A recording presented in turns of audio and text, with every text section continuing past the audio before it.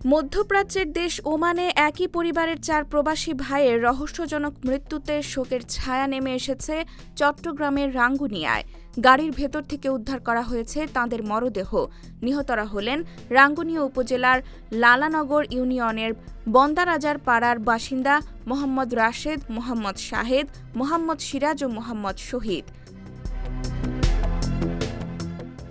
জানা গেছে, গতকাল বুধবার সন্ধ্যায় ৪ ভাই ওমানের বারকা এলাকা থেকে একটি গাড়িতে করে মুলাদ্দাহর দিকে রওনা দেন। পরিবারের দাবি, তাঁদের মধ্যে দুজনের আগামী শুক্রবার দেশে ফেরার কথা ছিল, তাই কেনাকাটার উদ্দেশ্যেই একসঙ্গে বের হয়েছিলেন তারা। চট্টগ্রাম সমিতি ওমানের সভাপতি মোহাম্মদ ইয়াসিন চৌধুরী জানান, রাত ৮টার দিকে ৪ ভাইয়ের একজন স্বজনকে ভয়েস মেসেজ পাঠিয়ে বলেন তারা খুব অসুস্থ এবং গাড়ি থেকে বের হতে পারছেন না। একই সঙ্গে নিজেদের অবস্থানের লোকেশনও পাঠান। পরে মুলাদ্দাহ এলাকার একটি ক্লিনিকের সামনে পার্ক করা গাড়ির ভেতরে ৪ জনকে অচেতন অবস্থায় পড়ে থাকতে দেখে পুলিশে খবর দেন ২ বাংলাদেশি প্রবাসী। পুলিশ এসে দরজা খুলে ৪ ভাইয়ের মরদেহ উদ্ধার করে।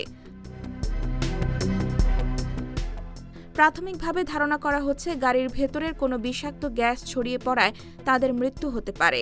মরদেহগুলো ময়নাতদন্তের জন্য রাখা হয়েছে। এদিকে একসঙ্গে ৪ ভাইয়ের মৃত্যুর খবরে রাঙ্গুনিয়ার লালানগর এলাকায় নেমে এসেছে শোকের মাতম। স্থানীয় জনপ্রতিনিধিরা জানিয়েছেন, মরদেহ দেশে আনার চেষ্টা চলছে। IBTV USA, new York.